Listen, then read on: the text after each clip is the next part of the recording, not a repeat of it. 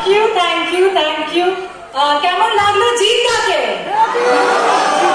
কেমন লাগলো সৌরভকে? অম্বরীশকে, খয়রাকে, সবাইকে কেমন লাগলো? কেমন লাগলো ঈশাকে? কেমন লাগলো নিশা? Thank you. হ্যাঁ, আরেকবার আজকে রুক্মিণী এসেছে, আজকে তো নিশা আসেনি, সেটার জন্য আপনাদেরকে বারবার আসতে হবে যদি নিশার সঙ্গে দেখা হয়ে যায়। বাট সবাই মন খুলে এসেছে। হাই হাই হাই, সবার মজা হয়েছে, সবার আনন্দ হয়েছে। শুধু নিচের ওপরে সবার কেমন লেগেছে?